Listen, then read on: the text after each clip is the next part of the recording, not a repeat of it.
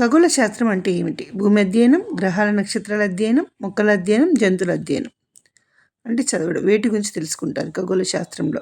Answer గ్రహాలు, నక్షత్రాల గురించి చదువుతారు. ఎక్కడుంటే గ్రహాలు, నక్షత్రాలు అంతరిక్షంలో ఉంటాయి. కాబట్టి అంతరిక్షంలో ఉన్న వాటిని తెలుసుకోవడం ఏమంటే ఖగోళ శాస్త్రం. ఖగోళ శాస్త్రాన్ని ఇంగ్లీష్లో ఏమంటారు? Biology, geography, astronomy, physics. Biology, geography, astronomy, physics. Answer astronomy. మరి ఆస్ట్రాలజీ అంటే ఏంటి? గుర్తు తెచ్చుకోండి. తెలిస్తే కామెంట్ చేయండి.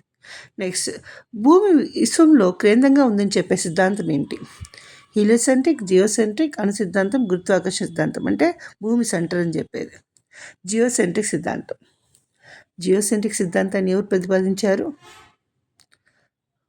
నెక్స్ట్, జియోసెంట్రిక్ సిద్ధాంతం ప్రకారం విశ్వానికి కేంద్రం ఏమిటి? సూర్యుడు, చంద్రుడు, భూమి, గ్రహాలు. భూమి. ఆన్సర్ భూమి. నెక్స్ట్, గెలీలియో ఎవరు?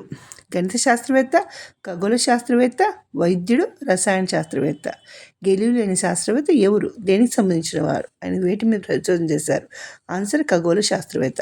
ఇక్కడ ఇమేజ్లో కనిపిస్తుంది కదా, ఆయన Galileo. Okay, like, subscribe. Thank you.